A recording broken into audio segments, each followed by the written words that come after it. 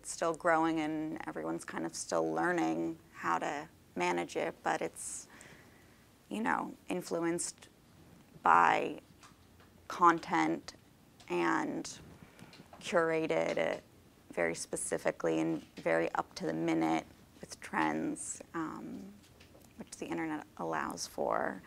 And we're also able to access fashion from a global perspective rather than just the boutiques in our neighborhood. So I'm personally a big fan. Got it. That's great. Nicole, what are your thoughts on that, on this question? Like Ellie mentioned, it's a pretty new thing, so I think it's opening a lot of doors, as you mentioned, to like reach more of a global market. But I also think that it's kind of letting us access a different kind of customer. It's no longer only people who want to go in, shop at the store, look at the clothes, try the clothes on. It's people who are maybe not interested in shopping that way at all, or are, but just want to have more options. I also think it's new in the sense that businesses and companies are having to start reaching out to people differently. It's kind of changed the marketing game a lot. The traditional ways of reaching out to people have changed in terms of online marketing, because you can't really use the same channels as before, like billboards, just flyers, anything like that is not working the same way anymore, and it's opening up a lot more doors for social media specifically and other forms of online marketing like emails. Can you share with us any particular techniques that American Apparel is using in this regard to, you know, bridge the gap between their brick and mortar stores and their e-commerce? I mean, you guys have an e-commerce as a part of your website, yes? Yeah, absolutely. That's a huge part of our business. And just recently, actually, we kind of launched a program in store where at every store now we have iPads or we have the cashiers collecting email addresses from customers. So it's sort of getting our retail shoppers to be more involved in the online store as well. Not to necessarily make them switch over, but to kind of give them the option, or if they prefer that way or they know someone who prefers that way, the option is there. So we are really pushing to get their email address so we can market to them in different ways, like I just mentioned. It won't be the same walking by and you see our windows, you see signs in our windows, or you see an ad in the paper. We'll be reaching them through email marketing, we'll be reaching them through social media and those kinds of forums instead. But I think that we've been taking a lot of strides to connect the two. So we're using our online media to help promote retail stores, and we're using our retail stores to help promote the online store. Are you finding, Allie, with Refinery 29, I mean, have you thought about going the other way, opening up brick and mortar stores that support your e-commerce site? Or is that something that would seem maybe taking a step backwards? Yeah, I'm as far as I'm aware of personally, I don't think that's something in the works for us. Not that it's a bad idea. I just think that, you know, we're not a magazine, we're an online business, and it's, you know, it's what we are. So I'm assuming you're capturing email addresses just like American Apparel is on their website, or actually when their customers go into the brick and mortar store. But is there anything else that you could maybe share with us, some of your techniques that you're using with social media or online video in any way that is, you know, growing your fan base? In terms of shopping, in terms of e-commerce? Yeah, exactly. Yeah, there's definite techniques. I think that most importantly with Refinery 29, it's staying true to our brand and to our style, and which is what? Which is what? Yeah. No, seriously, because I mean, I think because when I was sharing this panel, you know, I mean, there were some people who were like, when I said Refinery 29, people were like, oh my gosh, I love that website.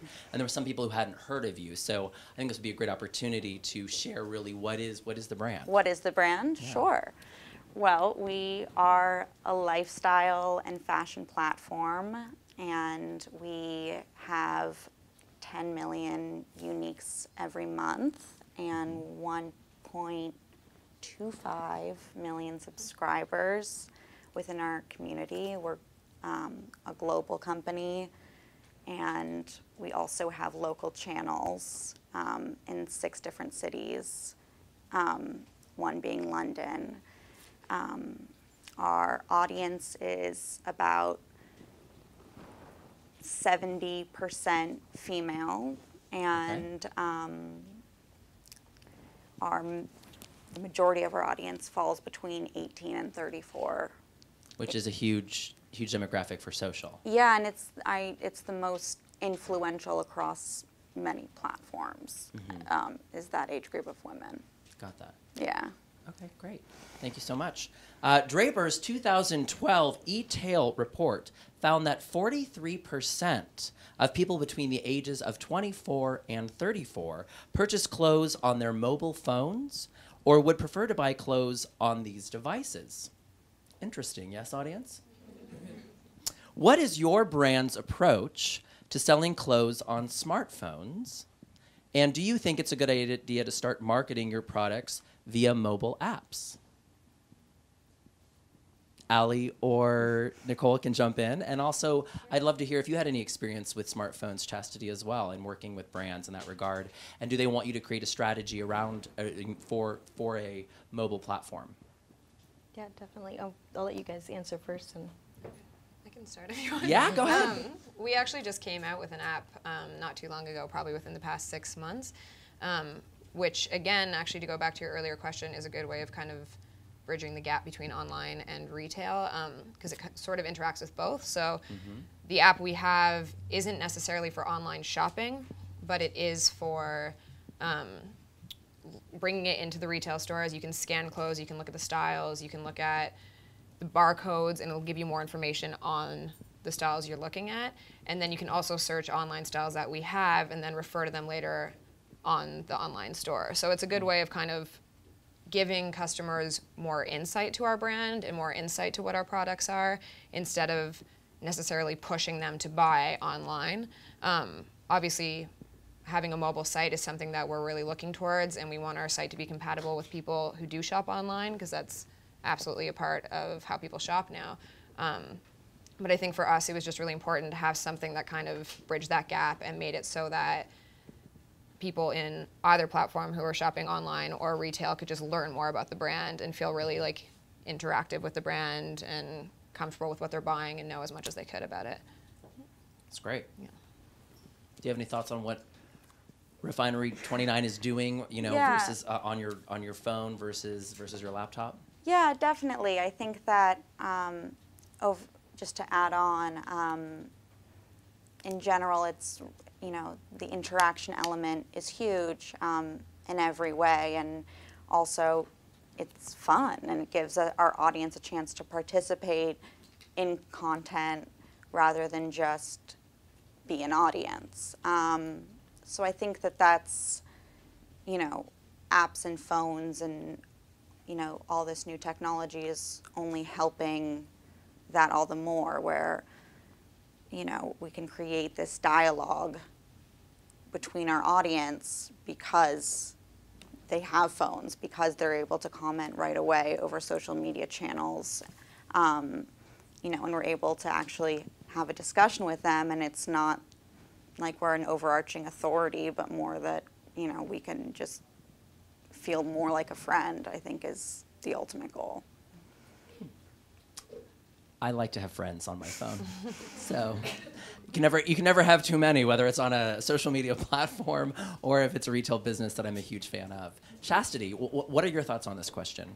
ours is, we're in a unique position because we have to bridge the gap between what the brand wants and what the brand has with, an influencer like Whaley or whatnot. And so our strategy typically it changes a little bit, but when it comes to mobile, when you find that over 60% of the people are doing things on mobile, we find that, we have to keep that in mind. And since we do so much on YouTube, we also have to keep that in mind because some videos don't play so well or you can't do certain things. And there's a lot of math that goes into it, but we have people that do the math part. So they give me the numbers, and then from there we're able to figure out what works best. And we do have to keep that in mind, though, because if you do put a video up and for some reason it doesn't do well on mobile, you're losing a huge part of your audience, and you've got to get them the first time. So mobile is huge right now, absolutely huge right now for us. Great. Very limiting answer, ladies. I'm sure many of our viewers online have their own questions. We're now going to turn it over to the live chat with our host, Clarissa Dolphin. Clarissa, what's happening over there in the Twitterverse? Well, the Twitterverse is very, very enthralled by this social media conversation. And I have a question from Cindy in New York for Whaley. Her question is, Whaley, what's your favorite place to shop for home decors? And she gives you a big shout out from NYC. Thank you. Well, home decor. I like to go to IKEA, Walmart, Target, anywhere that I can get good deals. I like to switch up my furniture a lot, so I don't like to purchase like really expensive furniture because I'll end up throwing it out after like a year or something.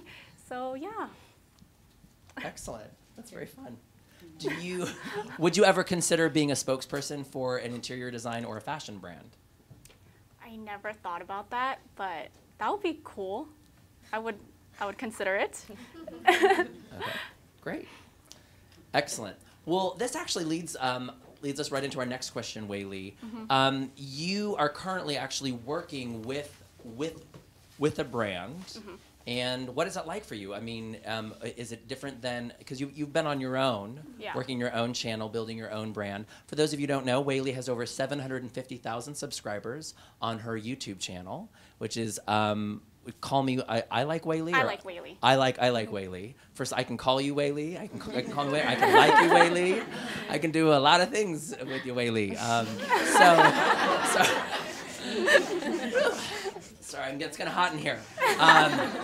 But what has your experience been like working with Bobbi Brown? It's been very different, but very fun. Like, it's different as in, usually for my own channel, I would just film my own videos and edit my own videos, and now with Bobbi Brown, it's really interesting because there's actually like a whole crew that would come to my house and we would film, and at the same time it feels very normal too because we're just filming in my house, but this time there's just like 5 people watching me.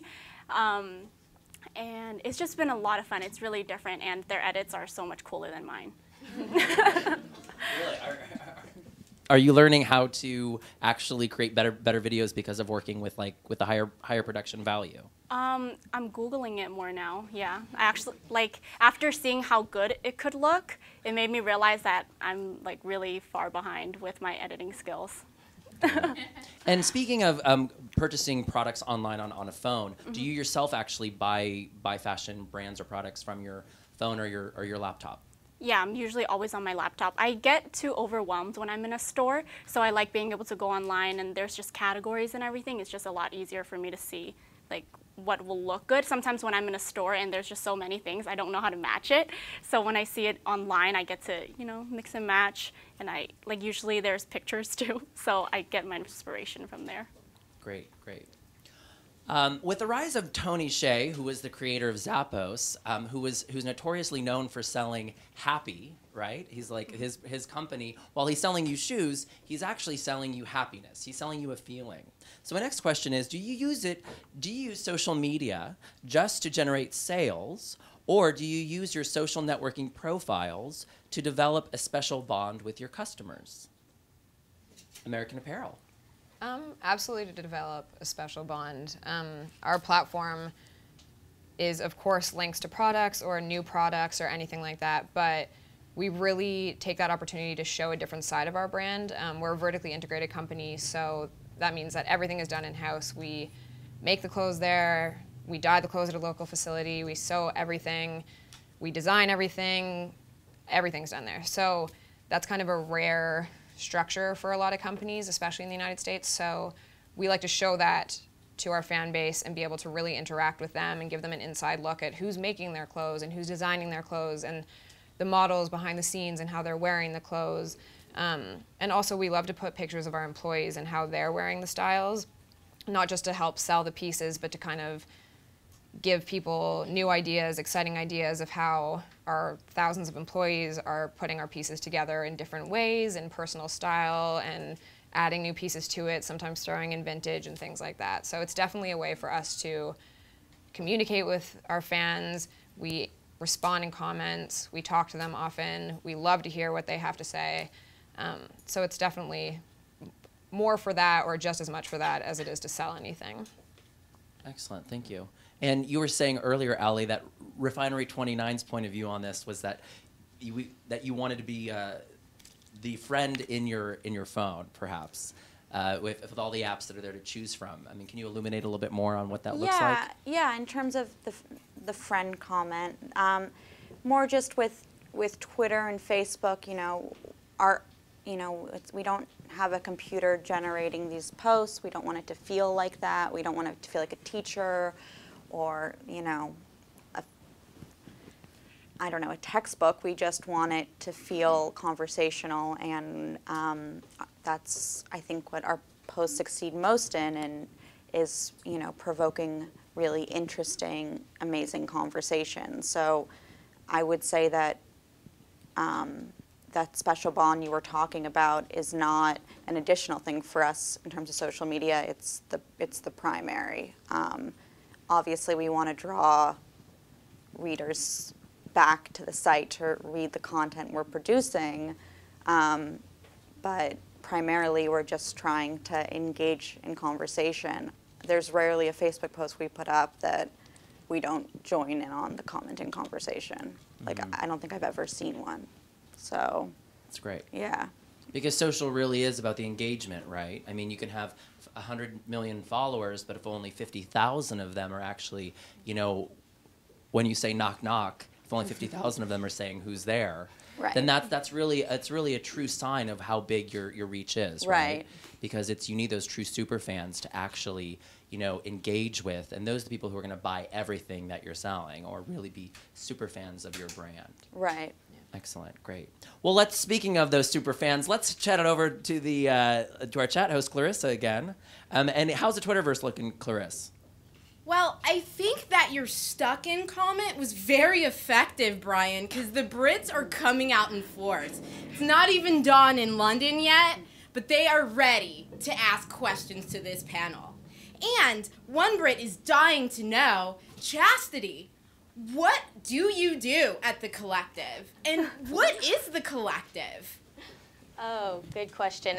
The Collective is a management and digital media company, so they do everything from represent clients like Whaley, and we help them to connect with brands, and then we use a lot of YouTube to create really great videos and brand integrations and things like that. So a lot of your favorite YouTubers we get to work with every single day, which is really exciting. It's like Hollywood in a very kind of sort of a digital, different kind of way. It's just, it's very fun and unique, and it's the speed of the internet, which we love. And I am the director of communications, so I deal a lot with the PR and publicity, that kind of thing. And I work closely with our social media person, and we are constantly trying to figure out ways to make sure that we're reaching the people that we're supposed to reach, and, seeing, okay, what's going on out there? What do they really want to hear? And just finding the best ways to communicate with everyone. Excellent, excellent. So speaking of online video, has Refinery 29 or American Apparel worked with, a digital celebrity, say a YouTube star, as it were, in any of their campaigns? And if not, are there plans for that in the future? Would you consider doing that? What are your thoughts on working with personalities and celebrities to build your fan base online? Sorry, are you asking particularly for video or just in general? Yeah, video. I mean, using video. I mean, assuming if you're working with a video talent that you would, create a video around them and then like embed that on your website. Mm-hmm. Have you done that yet, or what does that look like for you guys?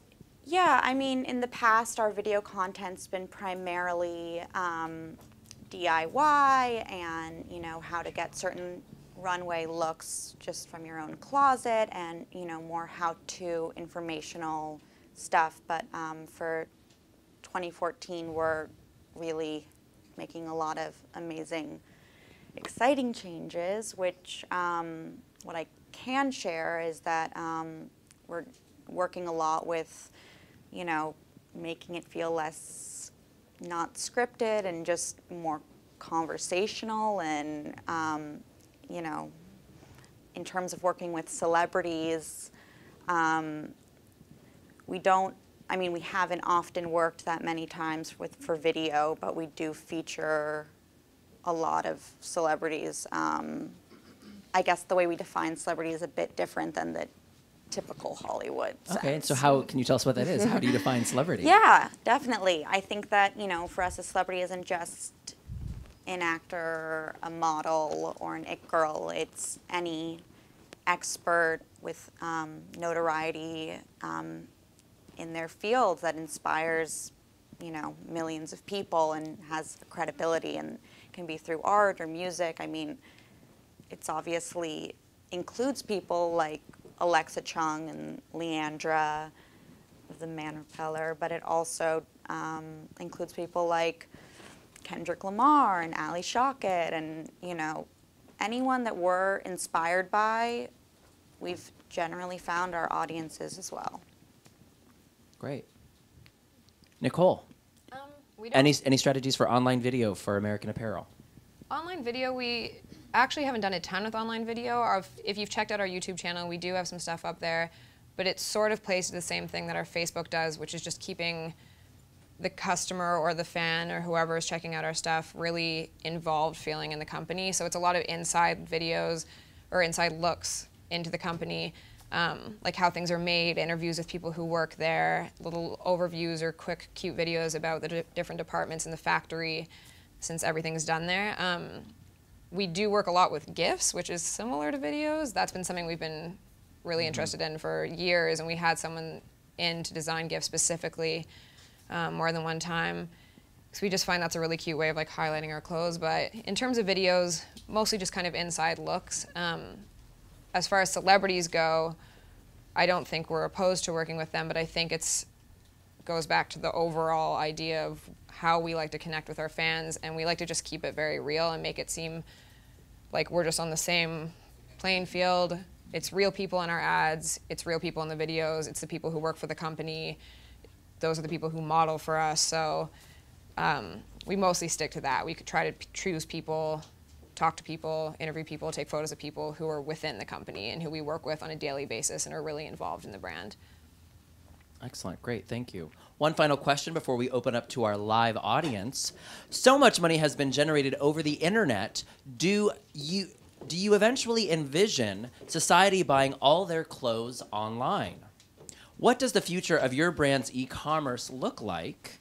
And how will social media play a role in that? And I'd like every person on this panel to answer that question, whether you have a brand you represent or not. I'd like your thoughts on that. Oh, there's somebody's phone. Tell them to tweet out SMW DigiFashion. Hashtag SMW DigiFashion, which everybody's still doing, right? Are we still tweeting, audience? Yeah, amen. Can I get an amen? Amen. Great. So again, the question, so much money's been generated over the internet. Do you eventually envision society buying all their clothes online? Ali, we'll start with you. I hope not, to be honest. I wouldn't really want to live in that world that's just online. I think it's important that people get out in the world. A lot of the content we feature, does include e-commerce, but we also feature a lot of brick and mortar stores and use, our online brand to, promote those brick and mortar stores that we love so much. I love e-commerce, but I also, for a million other reasons, will always love brick and mortar. And, we all have our favorite boutiques that we return to and will always return to, that are run by incredibly talented people. And there's nothing like trying on something in a store. You can't get that online. Interesting. Nicole? I kind of feel the same as Ali. I hope not ever. I think that it's kind of a different experience completely. Of course, shopping online has its upside for a lot of different reasons, but I think going into a store and trying things on and interacting with the people who work there and really know about the brand and who can answer all your questions and give you information and help you pick what's best for you is a completely different and special experience. And I also feel that it helps a lot of people feel more in tune with the brand. Like for American Apparel specifically, we hold a lot of local events. So we'll have like student events if we're near a university, or we'll collaborate with local businesses and things like that. So it kind of gives a sense of community as well that I think is sometimes missing if you just shopped online all the time. Chastity, where do you see brands working in the digital space versus brick and mortar, and how does that affect your job? Well, I think that a lot of it's going to go digital primarily for a while. Like we're seeing that trend. We're seeing where stores for the longest time everything was digital, and all the mom and pop stores and the boutiques were kind of like struggling. And now what we're seeing is, as with anything that becomes huge, there's this huge backlash. When we come back, that's why like 80s are coming back. Not a good look. But you know, everything starts to come back. So I think what's going to start happening is we're going to see it come around, and the stores and these department stores and retailers are going to have to change the way they do things a little, and those boutiques will become important again in the way that things are done. Because if you keep going too commercial, we have to kind of find a way to make it different. So I don't think it'll ever go away. I just think that the way it looks now will be completely different in 10, 15 years. Excellent. And Wei Li? I agree with everything you said. I feel like for me personally, it is happening where I kind of don't go to stores anymore, but it would be really sad if that was to disappear, like there's completely no more stores, because some things you really do have to try on. It's just, you can't. Like what, for instance, for like you? a bra or something, like you have to try it on. You're always going to need to try that on. Yeah, so yeah, I don't think it will completely go away, because there are still going to be people who prefer to try things on. Yeah. Okay, great, excellent. Well, we're going to open up to our live audience here. Who has a question for us? Yes. Just stand up, shout it out, and then I'll repeat your question in the mic. Awesome, perfect. What's up? My name is Ryden. I'm with Dope Mafia. We're a premium streetwear line, and this question is kind of a two-part question, and mostly for Nicole and Allie. You guys have both spoken very much about the importance of audience engagement and engaging your fans with a conversation that feels real to them. One, can you speak a little bit on what techniques you've noticed throughout your experience that have worked more effectively, or maybe promotions that you guys have run that have really helped drive that audience engagement? And the second part of the question would be, as a streetwear line, we have a predominantly male audience. In your experience, have there been promotions or engagement techniques that have worked more for your male audience versus your female audience? Great. So for those at home who were not able to hear that question because she was not mic'd, the question was, were there specific campaigns that either American Apparel or Refinery 29 has worked on that were very successful, that were very targeted, and also how do you work with men in reaching out to them and building your brand? Does that kind of sum it up? Yeah. Okay, great. You want to start? Nicole, hit it. Sure, I'll start. Okay. To answer your first question, I think in terms of engagement, we try to just keep it pretty natural, and I think you mentioned before, like not so it's pre-written messages or like a robot writing. It's very how we would talk to a customer in the store. We try to respond the best we could to just be really natural and helpful, and as if we're their friend, and really care about what they're saying, and we really care about their input. So we do our best to do that. We also just try to get a conversation started sometimes. We're lucky enough to have a fan base that's really active on Facebook and loves responding to each other. So if one person says, I hate that shirt, that's disgusting, someone else will come in and be like, no, I love how that looks on her, this is how I feel about this, and someone else will come in with their opinion, and we'll come in saying, thanks everyone for their opinion, like, oh, you said that you didn't like the color, maybe you'll like it in this color, and just try to interact with them and kind of like suggest things that may work to them without feeling like we're trying to sell anything. Because more than really pushing the product, we're just trying to have them feel comfortable with the brand and feel interested in the brand, excited about what we're doing. And I think that also depends on a lot of the imagery we use. So we use a lot of lifestyle shoots. We use a lot of different models. You guys have probably seen our stuff. People notice certain ones more than others, but we try to do a bunch of different types of models as real people, and I think that really helps with engagement too. It really shows that we're reaching out to everybody. We have everybody's interests in mind. And as far as men goes, that's actually something we've really been concentrating on lately. We've come out with a lot of new men's pieces, and we really want to develop our men's market. So we've just been trying to get a different range of male models who we think are maybe outside of the regular male model look, and just like real looking guys wearing the pieces in different ways. We're getting different people to come in and help style and try different ways of mixing and matching pieces. And plus a lot of our stuff is unisex, which is really nice too. So we have a lot of shoots that are men and women together, sometimes sexy, sometimes not. So that helps with men sometimes, but usually just showing different kinds of men and how they could wear things is definitely something that's helping, I think, and really like reaching out to a bunch of different audiences and not just one male model all the time wearing the same style of clothes. Yeah, just to add on to what Nicole said, I think in terms of what works best for us, Refinery 29 has a social media team, but the entire company contributes to the social media wholeheartedly. On the editorial side, every writer, communicates exactly how they want it over social media, how they want it said, how it should be framed. No one's going to know better than the writer.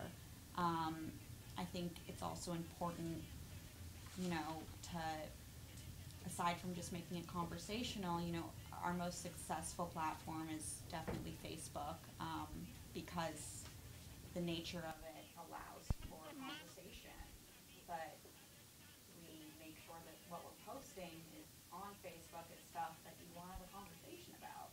So it's the stuff that you're probably emailing your friends about because you just read, like, what? That's insane. That bill was just passed. How is that happening? Or, oh my God, last night Joseph Gordon-Levitt did like a weird karaoke thing on Jimmy Fallon. Exactly, and like you emailed your friends, like, he's so dreamy, or he's so cray, or whatever you said to them, and like. No. What exactly does cray mean? Cray is a new cool way to say crazy. Oh, okay. Just wanted to clarify. I'm a personal fan of cray cray myself. That's usually. It's an abbreviated version. Okay, great, good. Not opposed to abbreviations. Another thing. Yeah, I mean, it's just, it should be fun, I think, and it should be thought-provoking. There are obviously serious issues that we bring up, too, that are just as exciting as the Joseph Gordon-Levitt, on Jimmy Fallon. But, we intend to want to cover the stuff that we're talking about in the office and going back and forth in emails with our friends about. That's the stuff that we're like, oh, we should also be talking about that on Refinery 29 because clearly we care enough about it to talk about it now. And anything you're doing for men? As for men, as I said earlier, our audience while it is primarily women, we do have a lot of male subscribers, and a lot of active male audience. In terms of women's issues, those are pretty much women's issues. You'll get a male commenter in there, and I love that. It's awesome. But all the lifestyle things that are going on, we find men want to talk about as well. I'm a local editor. I'm the LA editor, so I'm constantly talking about what I'm liking in LA at that moment, and I definitely feel that my audience has become a lot of males, and I'm seeing more and more of, which is awesome. I love it. Great. One more question from the audience. Yes. This question is specific for customer experience. So my question is that what are the necessary steps to make customer experience evangelists in your community at your workplace? Do you identify and honor them so they are your ambassadors to the external community worldwide? By the way, you have a beautiful office at Malibu. I like that. The question was for those who are at home was, what are any of these brands doing to create a powerful customer experience and identify the customer evangelist in their native communities who are going to be supporting and growing the brand because of their evangelism, I suppose. So, any thoughts on that, Ali or Nicole? Yeah, we actually work a lot with, for lack of a better word, kind of brand ambassadors, just people who really strongly care about the company and really support our clothes. How do you identify them? One of the biggest ways we've done it is just spotting them out on social media, the people who seem really interactive with the brand. often it's people who work in our stores. Like a lot of the people we pull in to work in the stores, we see in the streets.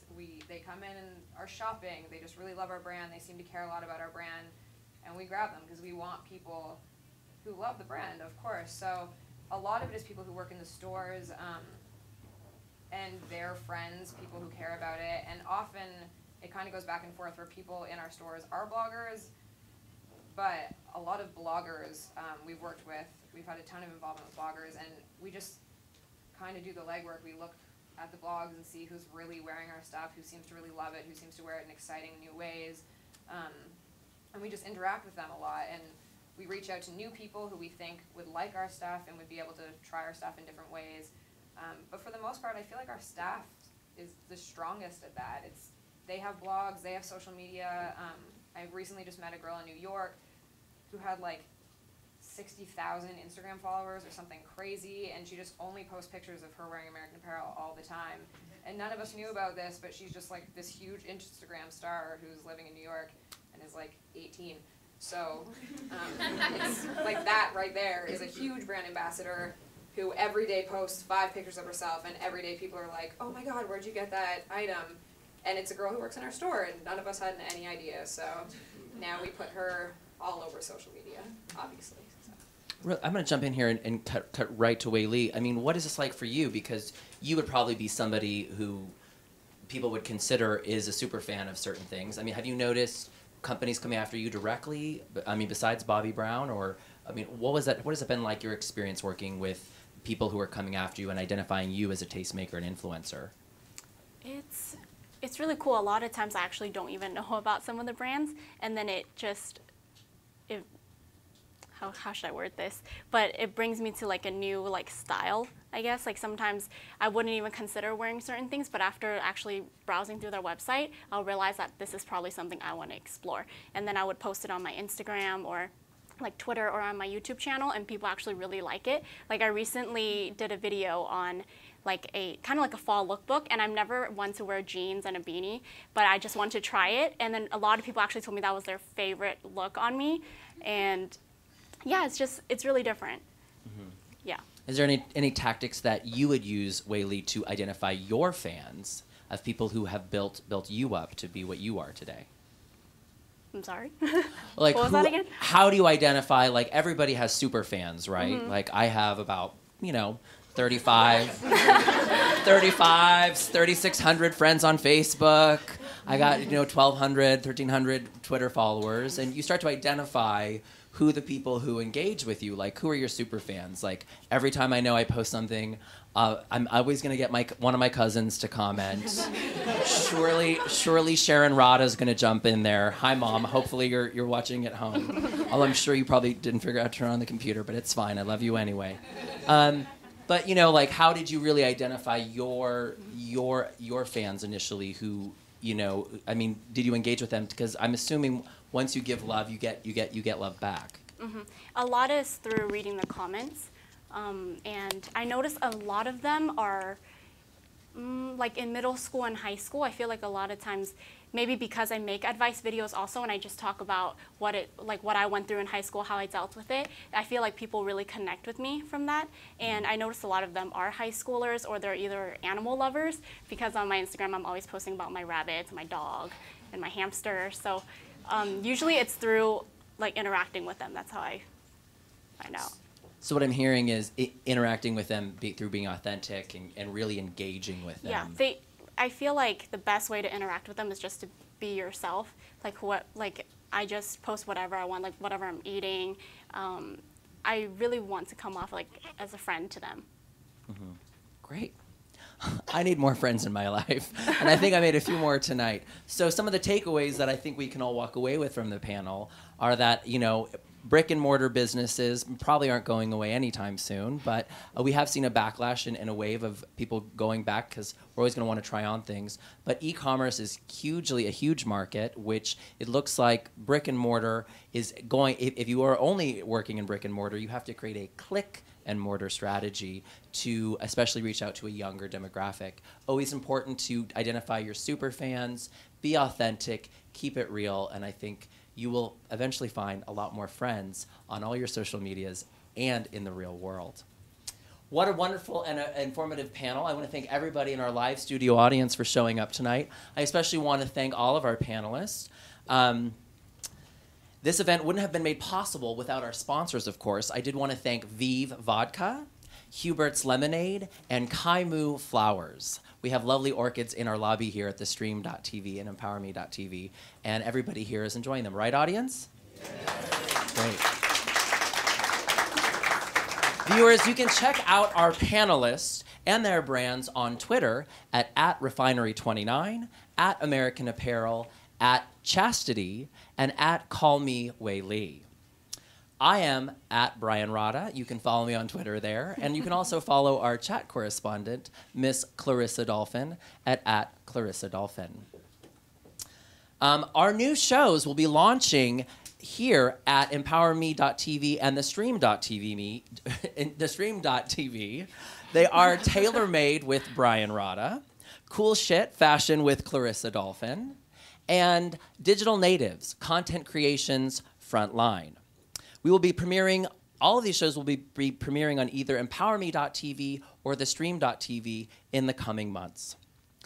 So be sure to check out these shows and more wonderful programming on our website, EmpowerMe.tv or theStream.tv, and we'll see you soon online or on a social network near you. Thank you so much, and have a beautiful night.